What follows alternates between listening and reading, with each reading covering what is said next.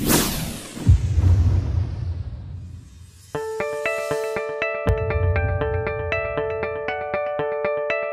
John Cunningham, Principal of Cunninghams Property in Balgowlah. We believe the most important thing in real estate is people, property and the connection we have between the two.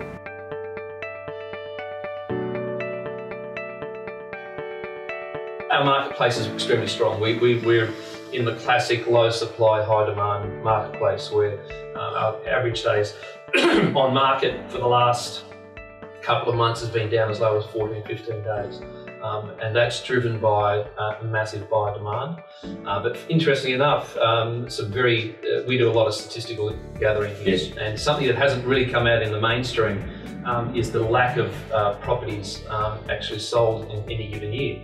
Our figures show that in the last 10 years, from 2003, which is a peak period, to 2013, the number of properties sold in this marketplace have reduced by 30%. Wow, that's massive. You know, that's either the same amount or more agents fighting over a much smaller pie of properties, and imagine that in turn the number of buyers fighting over that same amount of properties available. So people are staying longer. We've estimated between 13 and 14 years people are staying in a house in this area, and now between 7 and 8 years in an apartment, whereas that's almost doubled in the last 20 years. Oh. So why do you think that in a market obviously achieving record sales, as in dollar terms at least, why do you think there's not more vendors coming into the market? Well, that's the problem. We have a situation here where we probably half our sales are sold to people who buy before they sell. Right. So in other words, they're not in a pressure situation to move. They want to move, but they won't move until they find the right place, because if they sell what they've got and they can't find what they want, they're in the cold. So that's the reason why this just doesn't tick over the way it used to.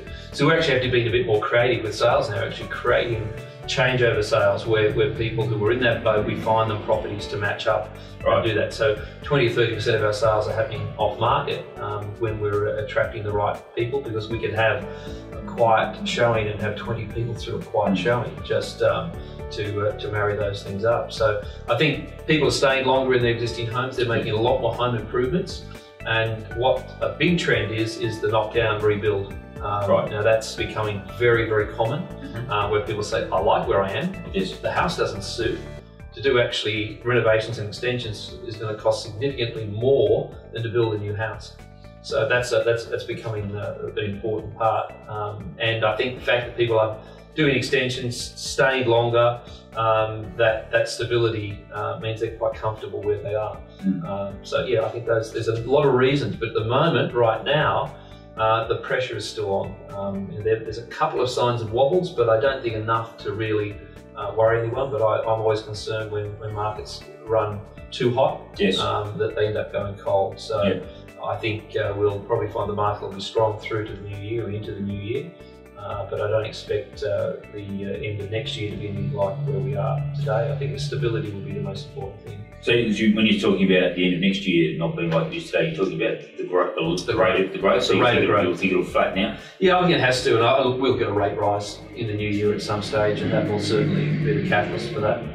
Because if you're sitting around that 5% mark and you move up to 5.5%, that's a 10% increase in mortgage payments. And that's the thing that will slow things down. Cool it down. Yeah. Talking about the heat of the market a second ago, there's talk about the property bubble. And every now and again we have an economist coming out predicting that there will be a massive correction. So you said to me that you think it'll cool off during the course of next year, and the catalyst may be the interest rate rise, which we'll predict will occur. Do you see it crashing now? Do you see there being a bubble? Oh, look, if the market continues to run out of control, there will be a crash. That's just how it happens. You know, the bubble bursts because it's just too inflated. So I don't like to see that. It's the worst thing that can happen for both the industry and property consumers. Property consumers like stability. They like to know what's going on, like to understand why it's going on. So in the moment where you've got so much heat pushing the marketplace, people can get caught up in it. So we're starting to see a few signs where people are just backing away from that. They're not going to get caught up in the hype. They might say, okay, well, I'll just wait and see if the spring flow of properties occur, But is that occurring? Probably still too early to tell in mid-October, because we find that there's always that late surge of properties hitting the market in November. But I just hope we don't have a bubble. That's the worst thing that can happen. Yes. John, thank you for your time. Thanks, Tim.